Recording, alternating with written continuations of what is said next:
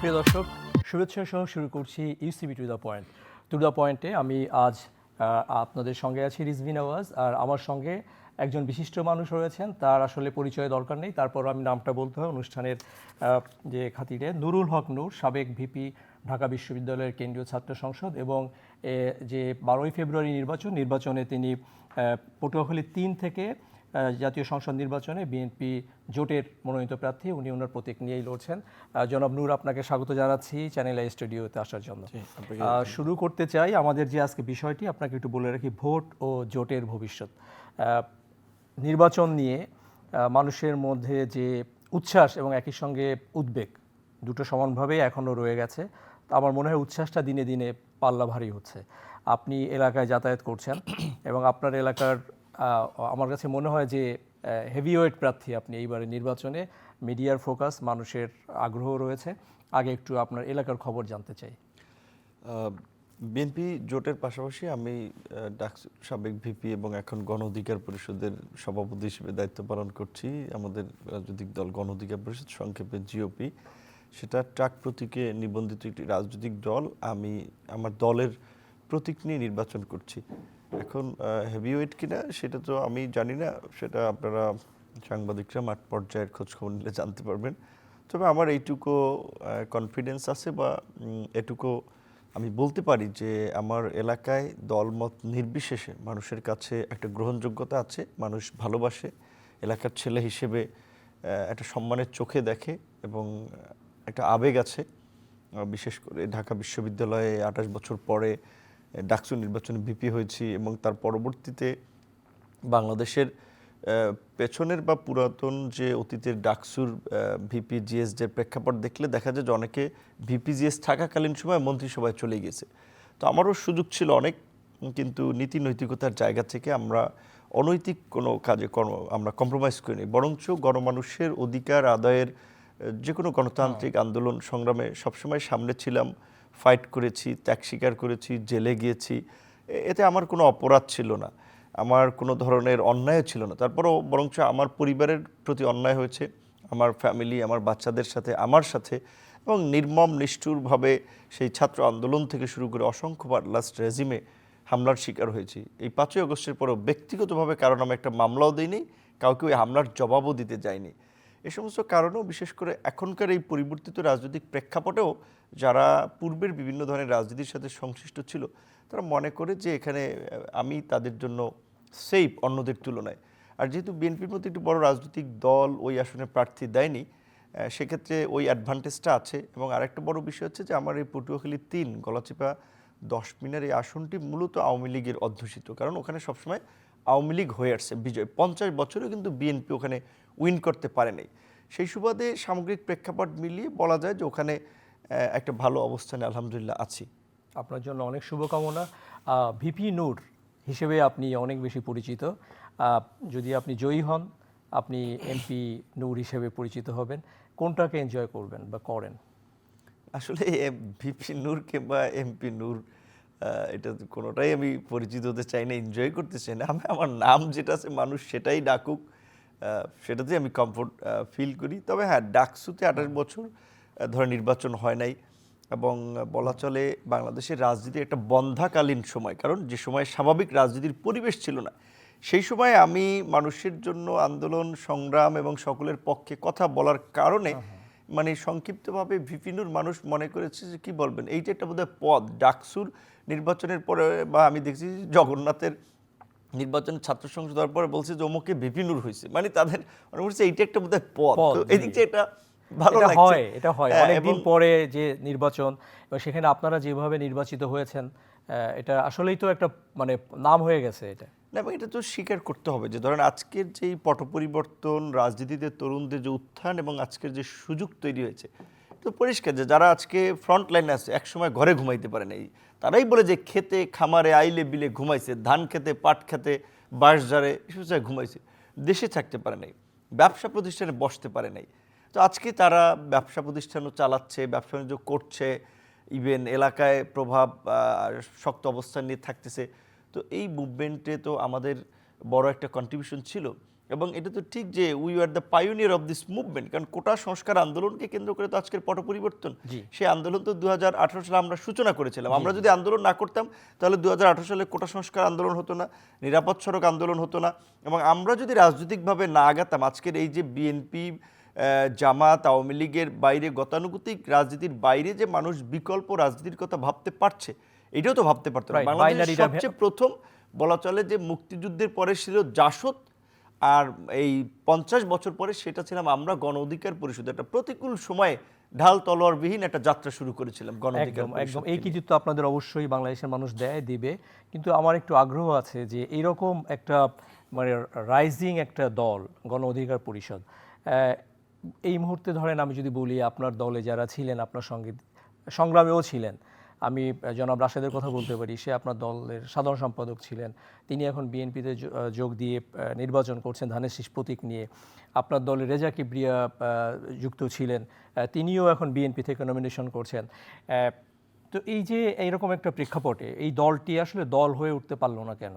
আমি যদি এই প্রশ্নটা আপনাকে করি। খুবই এটা প্রাসঙ্গিক এবং যৌক্তিক কোশ্চেন, এবং এই প্রশ্নটা সব মানুষের জানা দরকার। আমি অসংখ্যবার উত্তর দিয়েছি, তারপরে বললে দেখেন বাংলাদেশের 5ই আগস্টের পরে আমরা তো সবাই ভাবছিলাম যে দেশটা নতুনভাবে চলবে, আমরা একটা পরিবর্তন চাই, মাসেল পাওয়ার, মানি পাওয়ার, এই সমস্ত জায়গায় কিন্তু এই পুরানো রাজনীতি বলা চলে টেক ওভার করেছে।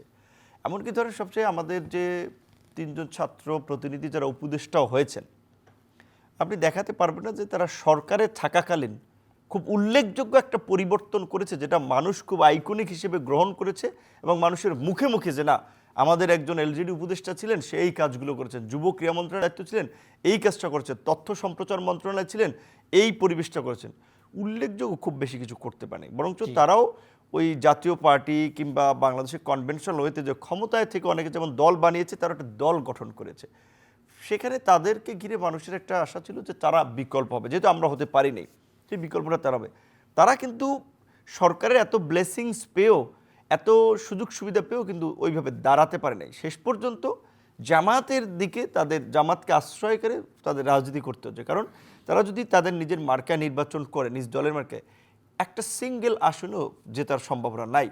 বিপরীত দিকে এনসিপির একটা আসনও জিততে না, একটা আসনও আপনার জিতে, এইটুকু আমি চ্যালেঞ্জ করে বলতে পারি, একটা আসনেও এনসিপির মার্কা নিয়ে জেতার সম্ভাবনা নাই without the help of others party. সেই কারণেই কিন্তু তারা ওই 11 দল বের সাথে জোট করেছে। তাহলে আমাদের অবস্থানটা হচ্ছে যে ধরেন এখানে আমরা যখন রাজনীতিটা করেছি, জামাত তো কার্যত এক প্রকার ওপেন রাজনীতি তাদের জন্য নিষিদ্ধ ছিল। ছাত্র শিবির আজকে বিশ্ববিদ্যালয়গুলো জিতেছে। ঢাকা বিশ্ববিদ্যালয়ে 3 দশক ছাত্র শিবির নিষিদ্ধ। অন্যান্য বিশ্ববিদ্যালয়ে প্রকাশ্যে কেউ বলতে পারতো না যে আমরা শিবির করি। ইভেন শিবির সন্দেহ কিংবা শিবিরের প্রকৃত অভিযোগে যখন একজন শিক্ষার্থীর উপরে হামলা হতো, জেলে যেত, আমি সেটার বিরুদ্ধে প্রতিবাদ করেছি, আমরা প্রতিবাদ করেছি। তো আজকে ধরেন সেই প্রতিবাদ আন্দোলন সংগ্রামের কারণে বিএনপির লোকেরা আমাদের মিছিলে যেত, শিবিরের লোকেরা, জামাতের লোকেরা, ভিন্ন মতের অনেকেই যেত, সাপোর্ট করতো। কিন্তু 5ই আগস্ট পট পরিবর্তনের পরে কিন্তু সবাই যার যার রাজনীতিতে ফিরে গেছে, যার ফলে সেখানে যেমন আমাদের একটা ধরেন কিছুটা অবস্থান একটু দুর্বল হয়েছে। 5ই আগস্টের পূর্বে যখন দেখেছে আমরা কার্যত, আজকে আপনার নিরপেক্ষ বিশ্লেষণ যদি করেন, ওই 24-এর গণ অভ্যুত্থানের পূর্বে আমাদেরকে মানুষ ভাবতো যে বাংলাদেশে কোনো পট পরিবর্তন করতে পারলে আমরাই করতে পারবো, এবং আগামীতে এই তরুণদেরকেই নেতৃত্ব দিতে হবে। অনেকে ধরেই নিয়েছিলেন যে শেখ হাসিনা যতদিন বেঁচে আছেন এই দেশে আর পরিবর্তন হবে না, এটা ধরেই নিয়েছিলেন, কারণ ধরাটা স্বাভাবিক। এরকমটা ভারতের মতো একটা শক্তিশালী রাষ্ট্র তার পেছনে ব্যাকআপ দিচ্ছে, সব কিছুকে ড্যাম কেয়ার করে রাষ্ট্রযন্ত্রকে পুরো তার হাতের পুতুল বানিয়ে মুঠোয় নিয়ে দেশ শাসন করছে। সেই জায়গা থেকে আমরা সব রাজনৈতিক দলের কাছে গুরুত্ব পেয়েছি, আমাদেরকে সবাই সাপোর্ট করেছে, সামনে এগিয়ে দিয়েছে, আন্দোলন সংগ্রাম করেছি, তরুণদেরকে নিয়েছি। কিন্তু যখন দেখেছে যে অনেকে, আমরা খুব শক্ত শক্ত কথা বলি অনেক দলের বিরুদ্ধে, অনেকের বিরুদ্ধে, ইস্টাবলিশমেন্টের বিরুদ্ধে, আলটিমেটলি তো বাংলাদেশের মতো থার্ড ওয়ার্ল্ড কান্ট্রিগুলোতে একটা বড় বেনিফিশিয়ারি গ্রুপ, একটা ইস্টাবলিশমেন্ট আছে, যারা সব জায়গা থেকে সুবিধা নিয়ে সবকিছুকে ব্যবহার করে তাদের নিয়ন্ত্রণ রাখতে চায়। তো আপনারাও তো এস্টাবলিশমেন্টের পার্ট হয়ে গেছেন, আপনার কি এস্টাবলিশমেন্টের বিরুদ্ধে আপনি বলতে পারবেন? না, এখন হয়তো বিএনপির সাথে অ্যালায়েন্স হয়, এখন আপনি কি বললে এই কথাটা আপনি কিছুটা ঠিক যে আমরা এখন এস্টাবলিশমেন্টের পার্ট হচ্ছি, বাট বিফোর এই অ্যালায়েন্স কিংবা এই ইলেকশন আমরা স্বতন্ত্র অবস্থান থেকে আমাদের যে রাজনৈতিক যে ঘোষণাপত্র, সেখানে পরিষ্কারভাবেই বলেছিলাম যে বাংলাদেশের এই জরাজীর্ণ পুরাতন রাজনৈতিক বন্দোবস্তের পরিবর্তন করে আমরা এই জাতির সামনে নতুন একটা রাজনীতি উপহার দিতে চাই, জাতিকে নতুনভাবে বিনির্মাণ করতে চাই। এবং এই গণ অধিকার পরিষদ তার 21 দফা রাজনৈতিক কর্মসূচিতে বলেছিল যে বাংলাদেশে ক্ষমতার ভারসাম্য প্রয়োজন। প্রেসিডেন্টের শুধুমাত্র প্রধান বিচারপতি কি বলে নিয়োগ আর শপথ আর কবর আপনার জিয়ারত দোয়া মাহফিল স্যার আর কিছু করতে পারবে না। প্রেসিডেন্ট প্রধানমন্ত্রীর ভারসাম্য আনা উচিত। একই ব্যক্তি প্রেসিডেন্টের মতো দুইবার বেশি প্রধানমন্ত্রী থাকতে পারবে না। আমাদের 2 কক্ষ বিশিষ্ট পার্লামেন্ট হওয়া দরকার, সংখ্যানুপাতিক নির্বাচন দরকার। এরকম বেশ কিছু নতুন কনসেপ্ট কিন্তু আমরা 21 সালে দিয়েছিলাম। তখন আমরা তো মিডিয়া কাভারেজ পাইনি, ফ্রন্টলাইনে ছিলাম না, সরকারের নিয়ন্ত্রিত মিডিয়া ছিল, যে কারণে এই বিষয়গুলো হাইলাইটস নেই। কিন্তু আমরা চেষ্টা যখন করেছিলাম তখন ওই যে রাষ্ট্রযন্ত্র এজেন্সি, গোয়েন্দা সংস্থা আমাদেরকে বিভক্ত করার জন্য, আমাদের নেতৃবৃন্দকে চাপে ফেলানোর জন্য, ইভেন আমার বিরুদ্ধে ধর্ষণে সহযোগিতার অভিযোগে মামলা হয়েছে। অথচ যেই মেয়ে মামলা করেছে সেই মেয়েকে ফিজিক্যালি আমি কখনো দেখি নাই। আমাকে ডিবি কার্যালয়ে নিয়ে হয়েছে। আমি ডাকসুর ভিপি ছিলাম। মান্না ভাই সহ সিনিয়র নেতৃবৃন্দ বলেছে যে পাকিস্তান আমলেও ডাকসুর ভিপি, এটা তো একটা প্রাতিষ্ঠানিক অফিস, ওই ডাকসু ভবনে হামলা চালানে। আমি আমার রুমে হামলার শিকার হয়েছিলাম। আমি ঢাকার বাইরে বগুড়া গেছি, ব্রাহ্মণবাড়িয়া গেছি, যেখানেই গেছি আক্রমণের শিকার হয়েছিল, আপনারা দেখেছিলেন। তো ওই পরিস্থিতির পরেও যখন আমরা একটা অপ্রতিরোধ্য আপোষহীন সংগ্রাম চালিয়ে গেছিলাম, তখন অনেকে সাপোর্ট করেছে, সহযোগিতা করেছে, এবং অনেকে এটাকে ভয় পেয়েছে যে না এইভাবে যদি তারা চলতে থাকে তাহলে তো তারা রাজনীতিতে দাঁড়িয়ে যাবে। যেই কারণে আমাদের শুভাকাঙ্ক্ষীরাও অনেকে তখন আমাদেরকে থামিয়ে দেওয়ার জন্য, বা যারা আমাদেরকে প্রতিপক্ষ ভাবত, প্রোপাগান্ডা চালিয়ে চরিত্র হননের চেষ্টা করেছে। এখনও অনেক করছে। যে দেখেন, যখন এই আওয়ামী লীগের সময় ছাত্র শিবির প্রকাশ্যে রাজনীতি করতে পারত না, আমরা তাদের পক্ষে কথা বলতাম, কিংবা বিএনপির অন্যান্য দলের পক্ষে কথা বলতাম। এখন যখন উচিত কথা বলি জামাত শিবিরের বিরুদ্ধে গেলে, দেখেন অনলাইনে দেখবেন আমাদের ফেসবুক, ইভেন আপনাদেরও কমেন্টে ধুমাইয়া গালিগালাজ করতেছে। প্রোফাইলগুলো দেখলে দেখবেন যে সেটা কারা। তো আমাদের এই যে মনে করেন একটা অসচেতন এবং ওই আহমেদ সফার মতো যে বাঙালির সুবিধাবাদী মধ্যবিত্ত চরিত্র, এটাই দেশের মানুষের সাথে মানুষের আছে। আপনি পক্ষে গেলে তালি, বিপক্ষে গেলেই গালি। এক্স্যাক্টলি। এবং এইটা জনাব নূর, আপনি একটু আগে একটি প্রতিবেশী শক্তিশালী দেশের কথা বলেছেন, তাদের ব্লেজিংসের কথা বলেছেন। আপনি খেয়াল করে থাকবেন আপনারই দলের একজন, তিনি এখন বিএনপিতে গেছেন, রেজা কিবরিয়া, তিনি গতকাল চ্যানেল আইয়েরই একটি টক শোতে একটি প্রসঙ্গের অবতারণা করেছেন, যেটি নিয়ে হয়তো আপনি উত্তর দিবেন আশা করি, যে মোসাদের টাকায় চলে, ইসরায়েলের টাকায় চলে, এরকম কোনো দলের সঙ্গে আমি থাকতে পারি না। এই বিষয়ে আপনার একটা ব্যাখ্যা চাই। রেজা ভাই একজন শিক্ষিত মানুষ এবং ভদ্র মানুষও, কিন্তু বাংলাদেশের রাজনীতিতে উনি শতভাগ একজন অযোগ্য মানুষ। এবং রাজনৈতিক ধারণা, শুধু রাজনৈতিক না, সামাজিক ধারণাটা ওনার নাই। উনি শুধু ওনার একটা ক্লাসের, বলতে পারেন যে কিছু আপার ক্লাসের মানুষের সাথে মিশে ওই শ্রেণীর সাথে পার্টি করা, ড্রিঙ্কস করা, ওই সমস্ত কাজ উনি অভ্যস্ত। বাংলাদেশের রাজনীতি বা সোসাইটিকে বোঝার মতো পার্সন উনি না। উনি যেটা বলেছে সেটা ঠিক বলেছে ইন্টারভিউতে, যে জাফরুল্লাহ চৌধুরীকে আমরা মুরব্বী মানতাম, কারণ এই মানুষটা দেখেছেন যে মৃত্যু পথযাত্রী হয়েও হাতে আপনার কেননা নিয়ে এই ছাত্রদের প্রোগ্রামে ছিল, যুবকদের সাথে প্রোগ্রাম ছিল, আমাদের সাথে কাজ করেছেন। তো ওই সুবাদে উনি আসলে বলায় আমরা ভেবেছিলাম একটা অক্সফোর্ড গ্রাজুয়েট মানুষ, আমরা শিক্ষিত আমরা নেই, কিন্তু আমরা কাজ করতে গিয়ে দেখেছি। এমনকি এই কথা বলা উচিত না, কিন্তু বলার জন্য বলা, যে ধরেন বাংলাদেশের কালচারে একজন নেতা তার জন্মদিনে তার কর্মীরা তাকে কেক খাওয়াবে, তাকে একটা ফুল দিয়ে শুভেচ্ছা জানাবে, এটা একটা কালচার। সে বলতো যে আমি আজকের দিনটা আমার ফ্যামিলির সাথে কাটাবো, আমার বন্ধুদের পার্টি, এগুলো তোমাদের আমি আজকে সময় দিতে পারবো না। নেতাকর্মীদের হাত মিলাতে অনেক ক্ষেত্রে দ্বিধা বোধ করতো যে হাতে কারো জীবাণু টিবাণু আছে কিনা, এবং প্রক্রিয়া এই ধরনের একটা মেন্টালিটি। এবং সে একটা পার্টির প্রধান, কখনো অফিসে ওইভাবে ঠিকঠাকভাবে যেত না। এবং সে পার্টি বলতে গেলে পার্টি থেকে তার চালানোর খরচ চায়, যে তাকে আমরা ফাইন্যান্স করবো, তার তো মাসে 2,000 টাকা খরচ, তার তো ব্যবসা বাণিজ্য নাই। তো আমাদের পার্টি আমরা বলতে গেলে নুন আনতে পান্তা ফুরোয় মানুষের কাছ থেকে চেয়ে সহযোগিতা নিয়ে পার্টি চালাতাম। সেটা তার এই ধরনের একটা উচ্চাকাঙ্ক্ষী ছিল। সে ভাবছে যে বিএনপি আওয়ামী লীগ একটা বড় পার্টি, অনেকে ডোনেশন নিয়ে যাবে, ইয়া করবে, দল থেকে তাকে ফাইন্যান্স করতে হতো না। আমরা করতাম না, কিন্তু দেখা যায় তার একটা প্রত্যাশা ছিল যে না এই পার্টি বোধহয় তাকে একটা সাপোর্ট করবে। তো এই প্রত্যাশা তো তৈরি হয়েছে, ওই যে আপনারা অনেক টাকা পান ইসরায়েল থেকে, আপনাদের একটা ফান্ড আসে, এই প্রত্যাশা থেকে কি তৈরি হয়েছে? এটা একটা অপপ্রচার এবং একেবারেই প্রোপাগান্ডা। এখানে আমাদেরকে ইসরায়েল ফান্ড দেবে কেন? বাংলাদেশের সাথে ইসরায়েলের কোনো আপনার কোনো যোগাযোগ আছে? এই রাষ্ট্রীয় কোনো ধরনের যোগাযোগ নেই। এইটা ছিল আমাদেরকে, ওই যে বলেছে, আমাদের যেমন ধর্ষণের সহযোগিতার মামলা দিয়েছে, আমাদের বিরুদ্ধে ওই চরিত্র হনন করেছে, দুর্নীতির অভিযোগ দিয়েছে নানানভাবে। তো এটা ছিল গোয়েন্দা সংস্থার আর তৎকালীন আওয়ামী লীগের গোয়েন্দা সংস্থার একটা প্রোপাগান্ডা, যেহেতু আমরা তাদের বিরুদ্ধে একটা অপ্রতিরোধ্য শক্তি হয়ে উঠছি। এবং বাস্তব কথা এই যে আজকের পট পরিবর্তন, আমরা যদি ওই সময় দাঁড়িয়ে না থাকতাম এটা হতো না। তো এটা ছিল এই আওয়ামী লীগের একটা প্রোপাগান্ডা। বরঞ্চ রেজা ভাই কী করেছে, যে আপনার যে শওকত মাহমুদ আজকে গ্রেপ্তার, তো আমি বিএনপির শীর্ষ নেতৃবৃন্দকে বলেছিলাম, রেজা কিবরিয়া ছিল মাস্টার মাইন্ড, রেজা কিবরিয়াকে আপনারা দানের শীর্ষে মনোনয়ন দিয়েছেন আর শওকত মাহমুদকে গ্রেপ্তার করালেন। যে রেজা কিবরিয়া মনোনয়ন পেলে শওকত মাহমুদকে তো আপনাদের মন্ত্রী করা উচিত, কারণ রেজা কিবরিয়া ছিল শওকত মাহমুদের গুরু। এই যে বিএনপি ভেঙে বিএনএম পার্টি করা, এবং ওই যে আরেক টাউট বাটপার যে মাসুদ করিম, আপনারা দেখেছেন না, ওই যে বিদেশি গোয়েন্দা সংস্থার চর অভিযোগে মন্ত্রীপাড়া থেকে অ্যারেস্ট হয়েছে, এই মাসুদ করিমদের সাথে এই শওকত মাহমুদের সাথে ব্যাংকক কাঠমান্ডু মিটিং করতো, যে তাদের অ্যাসাইনমেন্ট ছিল আপনার বিএনপিকে আওয়ামী লীগের আমলে ভেঙে একটা অংশকে নিয়ে নির্বাচনে যাওয়া, যার প্ল্যান হিসেবে ওই যে বিএনএম বাংলাদেশ ন্যাশনালিস্ট মুভমেন্ট গঠিত হয়েছে। এই তথ্য বিএনপিকে আমরা জানিয়েছি। বিএনপির চেয়ারম্যান জনাব তারেক রহমান রিজভী ভাইকে সব বিএনপির শীর্ষ নেতৃবৃন্দকে বলেছে যে এটার কি খোঁজ খবর না, তারা আমাদের সাথে বলেছে, আমরা তাদেরকে তথ্য দিয়ে সহযোগিতা করেছি যে এই ঘটনাগুলো করছে। কারণ এগুলো কি উনি বিএনপিতে জয়েন করার পরে না আগের? এটা এগুলো তো বিএনপির আগে। এখন আমি জানি না, বিএনপির ধরুন বড় দল তো, এখানে অনেকে অনেক লাইনের লোক আছে, বিভিন্ন লোক সুপারিশ করে ঢুকায়, আবার ধরেন তার একটা সেন্টিমেন্ট আছে, সে আওয়ামী লীগের সাবেক অর্থমন্ত্রী শাহেমেস কিবরিয়ার ছেলে এবং তার বাবার হত্যাকাণ্ড একটা আলোচিত ঘটনা। সেই ঘটনা যদিও বিএনপির অনেক নেতাকর্মীকেও মামলার আসামি করা হয়েছে, কিন্তু সে আবার আগেও ইন্টারভিউতে বলেছে এই ঘটনার সাথে আওয়ামী লীগ জড়িত, যে আহসানুল্লাহ মাস্টার এবং শাহ এম এস কিবরিয়া হত্যাকাণ্ড। আর সেটা আমরা জানি না, এক্স্যাক্টলি তারাই জানবে। এখন সে যদি বিএনপির সাথে থাকে, তাহলে তো বিএনপি এই ঘটনার সাথে কোনো ইনভলভমেন্ট, এটা পরিষ্কার হয়, কাজে এটা বিএনপির জন্য এটা পলিটিক্যালিও এটা একটা ভালো স্ট্যান্ড। এবং সে প্রকৃত অর্থে আমি দোয়া করি আল্লাহ পাক থেকে সুস্থ রাখুক। ফিজিক্যালিও আনফিট, তার ডায়ালাইসিস নিতে হয়, শারীরিকভাবেও খুব একবারেই আনফিট, এবং এলাকার ওই যেটা বলেছি যে কমন ম্যাস পিপুলের সাথে মেশার মতো তার আসলে মেন্টালিটিটা নাই, রাজনীতিতে লিডারশিপ দেওয়ার, তাই যে সে স্থির নাই।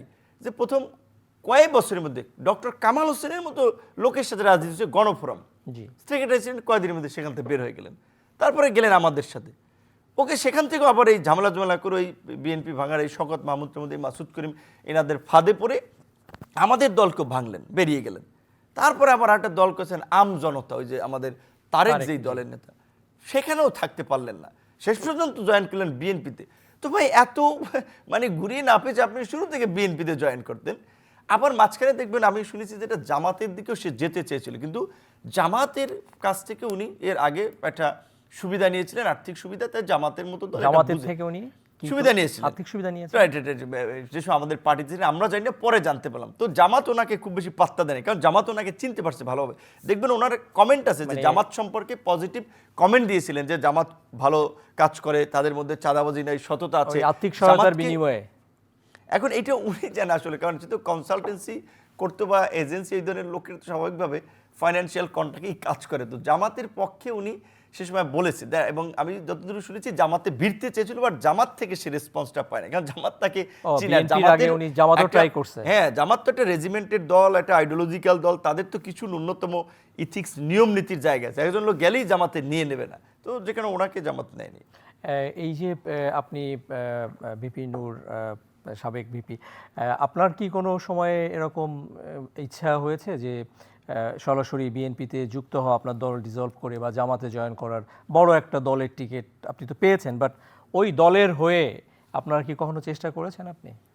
না, আমার তো অনেকেই স্বাভাবিক আমাদের সামাজিক রাজনৈতিক অবস্থান কারণে অনেকেই বলেছে আমি কেন অন্যের দলে যোগ দিই, আমি একটা দল তৈরি করেছি, এ বলেছেন এটা আমার একটা ব্রেন চাইল্ড, এটা আমার ছেলে মেয়ের মতো, আমি দলের founder member secretary. Reza Kibria ভাইকে আমরা এনে বসিয়েছিলাম যে একটা সিনিয়র মানুষ, সিনিয়র লোকজন থাকা দরকার, শুধুমাত্র ইয়ং বেস একটা পার্টি হবে, সেই জায়গা থেকে সম্মানিত করেছি।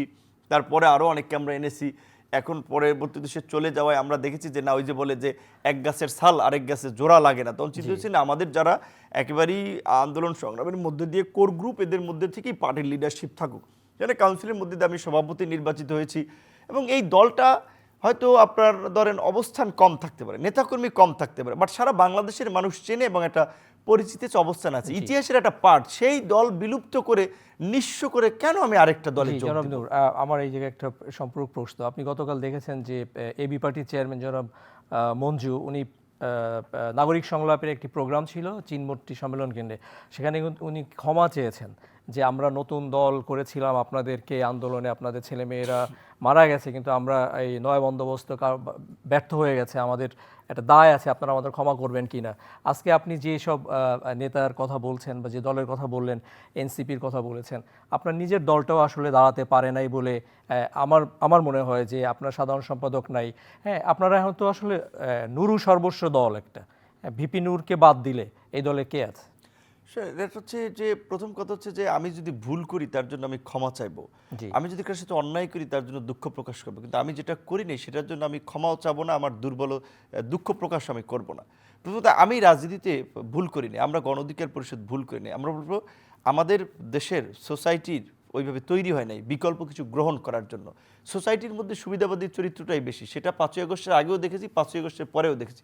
বলেন আজকে, হ্যাঁ, 5ই আগস্টের পরে এনসিপিতে আমার কর্মী, আমার তৃতীয় সারির কর্মী, তারা টেলিভিশন টক শোতে আপনার রাজনৈতিক নেতা হিসেবে হাজির হয়, আর আমার দলের থার্ড ম্যানকেও টেলিভিশনগুলো ডাকে না। তাদেরকে কেন ডাকে? তারা তো তথ্য মন্ত্রণালয় চালায়। তাহলে মিডিয়ার ট্রিটমেন্টটা দেখেন এইটা। ফান্ডিংয়ে একটা পলিটিক্যাল পার্টি চলে, কিছু ফান্ডিং আছে, ধরেন এনসিপির সরকারে ছিল, তাই তাদের সাথে দেখা করার জন্য মন্ত্রীপাড়ায় ব্যবসায়ী থেকে শুরু করে আমলা কামলা লাইন ধরেছে রাতে। ওই গোয়েন্দা সংস্থাগুলোর রিপোর্ট আছে, তো ভিডিও অডিও ছবি আছে, সব পাবেন। কারা ওখানে লাইন ধরেছে কেন? তাদের কাছে গেলে কারো ফ্রিজ অ্যাকাউন্ট খোলা যায়, কারো মামলায় পড়লে জামিন করানো যায়। তো আমি তো প্রথম হচ্ছে যে এই অন্যায়টা আমি এটা করবো না, দ্বিতীয়ত হচ্ছে আমার এই ক্যাপাসিটিটাও নাই। তো এই যে বলে যে এটা তেল মাথায় সবাই তেল দেয়, খালি মাথায় কেউ তেল দিতেছে না, পারলে এই চুলও উঠায় নিয়ে যায়। তো এই যে আমাদের আহমেদ সফর যে কথা বলছে, বাঙালির সুবিধাবাদী মধ্যবিত্ত চরিত্র, এই দেশের মানুষ সোসাইটির সময় পাওয়ারের সাথে থাকে, ওই দিকে তেল মারতে থাকে। তাহলে আমার তো পাওয়ার নাই, মাসেল পাওয়ার নাই, আমার আন্দোলন সংগ্রাম, হ্যাঁ আসলে ভাই আপনি যা করছেন ভাই, আপনার প্রতি আমরা কৃতজ্ঞ, চালাই যান ভাই। তো আমি বলি আসেন আমার পার্টির সাথে যুক্ত, আমরা একসাথে পার্টি করি, আমরা পরিবর্তন করি। ওইখানে ভাই আমরা একটা চাকরি করি ভাই, ছোটোখাটো একটা ব্যবসা করি, ঝামেলা জমালার মধ্যে জড়াইতে চাই না। তো এই সুবিধাবাদী চরিত্রের কারণে এই দেশে 50 বছরের বিকল্প রাজনীতি দাঁড়ায় নাই। সামনে আমার বিশ্বাস দাঁড়াবে, সামনে দাঁড়াবে, একটু সময় লাগবে। তো সেখানে আমি তো ভুল করিনি, আমার ডেডিকেশন, আমার ফ্যামিলির স্যাক্রিফাইস সেটা তো অব্যাহত ছিল, আমার তো ভুল নেই।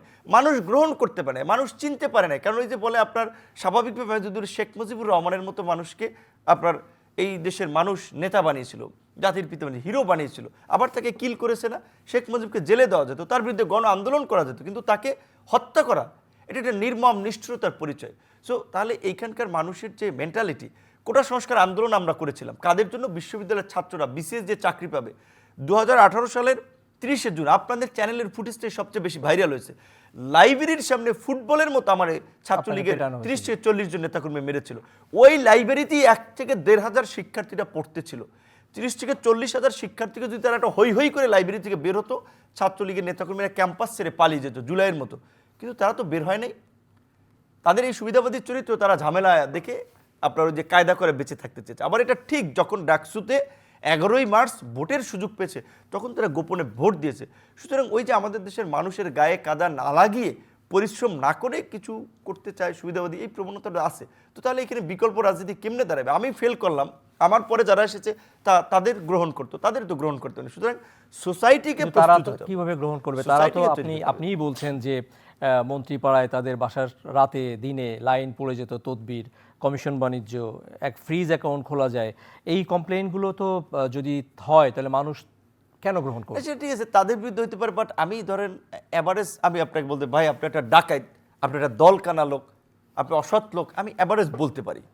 কিন্তু আমার যদি তথ্য প্রমাণ যুক্তি না থাকে তাহলে এই কথাগুলো বলার তো মানে থাকে না। আমি আওয়ামী লীগের আমলে আওয়ামী লীগের বিরুদ্ধে একটা আন্দোলন সংগ্রাম করে আজকের জায়গাটাতে এসেছি। সরকারের গোয়েন্দা সংস্থা আমার পিছনে তো আঠার মতো লেগেছিল। তারা কি আমার বিরুদ্ধে 5 পয়সার দুর্নীতি, অনিয়ম, অন্যায়, অবিচার, অনৈতিক কাজের সাথে যুক্ত থাকার একটা প্রমাণ বের করতে পেরেছে? আজকে প্রধানমন্ত্রী শেখ হাসিনার ফোনালাপ ফাঁস হচ্ছে, মন্ত্রীদের ফোনালাপ ফাঁস হচ্ছে, আমার কোনো একটা ফোনালাপ ফাঁস করতে পারছে? তারপর আমাকে ভিলেন বানানোর চেষ্টা করা হচ্ছে, এখনও করা হচ্ছে। কারণ এটা মানুষ মনে করে যে ভিপি নূর যদি টিকে থাকে তাহলে একসময় লিডারশিপ দিতে পারবে, রাজনীতিতে সে একটা এগিয়ে যাবে। তো শেষ পর্যন্ত কি হয়েছে দেখেন, এই শেখ হাসিনার আমলে হামলা মামলার শিকার হয়েছি, এই ডক্টর ইউনূস সরকার আমলে হত্যা চেষ্টা করা হয়েছে, আমার অফিসের সামনে প্রকাশ্য দিবালোকে 29 আগস্ট হামলা করা হয়েছে, কিন্তু বিচার করা হয়নি, গ্রেফতার করা হয়নি। আলোচনা চলবে, আপনারা যুক্ত থাকুন আমাদের ডিজিটাল প্ল্যাটফর্ম ফেসবুক এবং ইউটিউবে।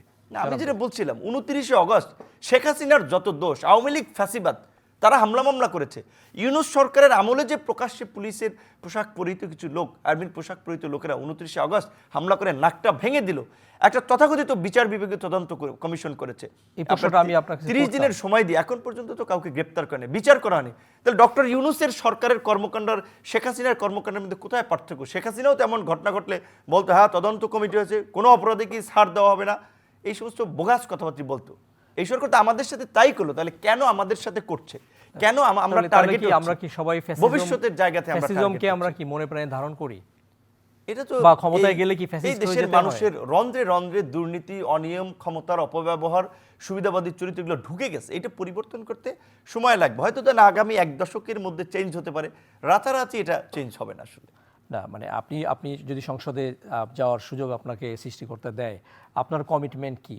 না, আমার কমিটমেন্ট তো পরিষ্কার, যেটা বলছে যে আমি তো কথা লেকচার দিয়ে মানুষকে বোঝাতে চাই। আমার অতীতের কর্মকাণ্ড কি মানুষ দেখেছে, ভবিষ্যতেও দেখবে। আমি বরাবর অন্যায়ের বিরুদ্ধে, অবিচারের বিরুদ্ধে, জুলুমের বিরুদ্ধে আমার একটা অবস্থান ছিল, ভবিষ্যতেও থাকবে। আমি সত্য কথা বলবো, স্পষ্ট কথা বলবো, কার পক্ষে গেল কার বিপক্ষে গেল ডাজন্ট কেয়ার। আমি বলেছি যে বর্তমান প্রেক্ষাপটে বাংলাদেশ চালাতে জিও পলিটিক্সের জায়গা থেকে বিএনপির বাইরে অন্য কোনো দল প্রস্তুত না। তাদেরকে ক্ষমতা দিলেও তারা চালাতে পারবে না। এখন অনেকে বলছে বিএনপির দালাল, ধরেন বিশেষ করে যারা আরও ক্ষমতায় যেতে চায়, ইসলামিক জোটে, জামাত না, তারা এটার জন্য গালি দেয়। আবার যখন আমি আওয়ামী লীগের আমলে বলেছিলাম জামাতের নেতাদেরকে ফাঁসি দেওয়ার জন্য ইন্ডিয়ান প্রেসক্রিপশনে এই যুদ্ধাপরাধীদের বিচার হচ্ছে, তথাকথিত ক্যাঙ্গারু কোর্ট করা হয়েছে, তখন আমার বক্তব্য খুব তারা প্রচার করেছে, শেয়ার করেছে। শিবির অভিযোগে যখন মানুষকে পেটানো হয়, আমি সেটার বিরুদ্ধে প্রতিবাদ করি, তখন আমার ফটো কাট করে প্রচার করে। আবার যখন তাদের বিরুদ্ধে কথা বলি, তখন সেটা অপপ্রচার করে। সো এখন এই যে একটা মানে কি বলবেন, যে একটা মানুষের মানসিকতা, এর পরিবর্তন যতদিন না হবে ততদিন পর্যন্ত এই ফেসিবাদ বলেন, লুটপাট বলেন, অন্যায় অবিচার, এগুলোর পরিবর্তন হবে না, নতুন বাংলাদেশের কথা হবে না। তো আমরা আশা করি যে ভবিষ্যতে অন্তত হবে। আমি বিশ্বাস করি এই কারণে যে এই আন্দোলন সংগ্রামের মধ্যে দিয়ে কিছু প্রতিবাদী, প্রকৃত মানুষ, দেশপ্রেমিক মানুষ, তরুণরা বের হয়ে এসেছে। সময়ের পরিবর্তনে তারা ফুটে উঠবে, নেতৃত্বের জায়গায় পৌঁছবে, তখন এরা দেশটাকে একটা সঠিক জায়গায় নিয়ে আসবে। সেখানে যারা আমাকে ফলো করে, আমি যদি তাদের নেতা হই, তাহলে একসময় আমার কাছে আসবে, অন্য কেউ নেতা হলে তার কাছে যাবে। আমি একটু আপনার নির্বাচনী আসন নিয়ে 2টা প্রশ্ন করে শেষ করে দিব। পটুয়াখালীর আপনার যারা ভোটার, কম্পোজিশনটা কীরকম, তাদের কাছে গিয়ে আপনার কি ধরনের সমস্যা এবং সম্ভাবনার কথা আপনি শুনছেন, বলছেন? আমি যেটা ওখানে দেখেছি যে আসলে প্রকৃত অর্থে আপনি জানেন যে বাংলাদেশের ওই যে বলে আমলাতান্ত্রিক জটিলতা, এইখানে আপনার এলাকায় কাজ করতে হলে প্রথমত হচ্ছে আপনার সে ধরনের পরিচিতি থাকতে হয়, অবস্থান থাকতে হয়, যে আপনার একটা ফোনে হ্যালোতে কাজ হবে, মানুষ গুরুত্ব দেবে।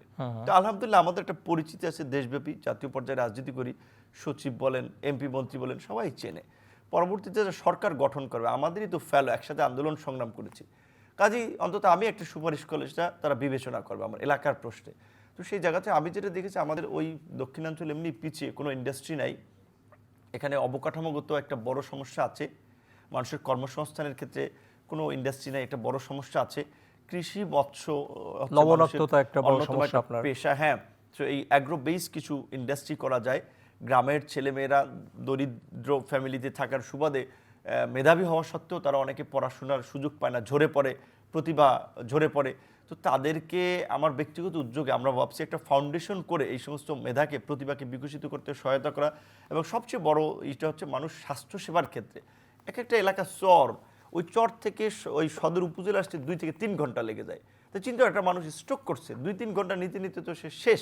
তো এখানে এই চিকিৎসা সেবাটা আধুনিক মানসম্মত একটা করা দরকার। এবং আরেকটা তো গোটা বাংলাদেশ ব্যাপী আছে রাজনৈতিক উৎপাত। তো এই যে ক্ষমতার অপব্যবহার করে মানুষের উপরে জুলুম, চাঁদাবাজি করা, টেন্ডারবাজি করা, মানুষের আপনার সব এই ফসল, ধান কেটে নেওয়া, তরমুজ কেটে নেওয়া, তরমুজের উপরে চাঁদা বসানো, যেটা পাহাড়ে চলে, এই ধরনের একটা সমস্যা আছে আমাদের এই উপকূলীয় অঞ্চলগুলোতে। তো আমি তো একজন বলা চলে পরিচ্ছন্ন মানুষ, আমার তো এই চাঁদাবাজি, ধান্দাবাজি এইগুলোর ইচ্ছা নাই। আর আমার সাথে যারা থাকে, এলাকার মানুষ চেনে, সব ভদ্র নম্র লোকগুলোই আমার সাথে আছে। সেই জায়গা থেকে আমি মনে করি এই সমস্ত দিকগুলো বিবেচনা করলে মানুষ অবশ্যই আমাকে ভোট দিবে। আমার শেষ প্রশ্ন আপনার কাছে, আমরা যে সাবজেক্টটি ঠিক করেছিলাম, ভোট ও জোটের ভবিষ্যৎ, আপনারা আসলে এই জোটটা, এটার কম্পোজিশন কী হবে সেটা একটু বলবেন। এটি নির্বাচনের পরে ডিসলভ হয়ে যাবে, বা আর ভোটটা হচ্ছে তো? নির্বাচন হচ্ছে, প্রধান উপদেষ্টা তো বারবার বলেছেন 12ই ফেব্রুয়ারির আগেও না পরেও না, 12ই ফেব্রুয়ারি নির্বাচন হবে।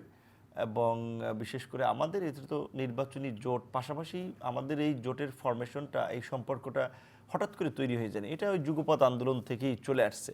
সো সেখানে এই জোটের প্রধান বা বিশেষ করে বিএনপির প্রধান জনাব তারেক রহমান, ওনার একটা ইতিবাচক মানসিকতা আমরা লক্ষ্য করেছি এবং উনি এটা ফিল করেন যে বাংলাদেশকে পরিচালনা করার জন্য, বাংলাদেশকে পুনর্গঠন করার জন্য, বাংলাদেশের মানুষের যে এই গণ অভ্যুত্থানকে কেন্দ্র করে পরিবর্তন, রাষ্ট্র সংস্কারের যে একটা বৃহৎ আকাঙ্ক্ষা তৈরি হয়েছে, এটার বাস্তবায়নে সম্মিলিতভাবে কাজ করতে হবে। কোনো ওয়ান পার্টি, কোনো ওয়ান লিডারশিপে সেটা সম্ভব নয়। সেই জায়গা থেকে উনি খুব করে চান যে আগামীতে একটা ইনক্লুসিভ গভর্নমেন্ট, এবং ওনারা যেটা বলেছেন যে জাতীয় সরকার। তো সেই চিন্তাভাবনার যদি তারা প্রতিফলন ঘটায় তাহলে তো আমাদেরকে লাগবে তাদের, এবং এখন পর্যন্ত তো সেই সহযোগিতাটা, আন্ডারস্ট্যান্ডিংটা আমাদের আছে। এইটা যতদিন থাকবে ততদিন আমরা একসাথে পথ চলবো, এই আস্থা বিশ্বাসটা। বাট আস্থা বিশ্বাসে যদি চির ধরে, ভবিষ্যতে যদি আসলে বিএনপির জায়গা থেকে এই বোঝাপড়াটা না থাকে, তখন তো আর সম্ভব হবে না। বাট আমার মনে হয় যে এই বোঝাপড়াটা আরও কিছু, অন্তত কয়েক বছর দেশের স্বার্থে, জাতির স্বার্থে আমাদের মধ্যে থাকবে। অনেক ধন্যবাদ জনাব নুরুল হক নূর, ওরফে ভিপি নূর। আপনার জন্য দোয়া, শুভকামনা। আপনি যেন এমপি নূর হিসেবেও মানুষের কাছে পরিচিত পান। দর্শক, জনাব নূরের মতো আমরাও প্রত্যাশা করি যে যে তরুণরা পরিবর্তনের স্বপ্ন দেখিয়েছিল, সেই স্বপ্ন মাঠে মারা যাবে না, এবং এই তরুণদের হাত ধরেই বাংলাদেশের যে ভবিষ্যৎ, যে ট্রানজিশনের কথা আমরা সবাই মনে প্রাণে কায় মনোবাক্যে চাইছি, 12ই ফেব্রুয়ারি নির্বাচনের মাধ্যমে একটি গণতান্ত্রিকভাবে নির্বাচিত সরকারের কাছে বাংলাদেশের পরবর্তী নেতৃত্বটা যাবে। সেই অবধি ভালো থাকুন, সুস্থ থাকুন।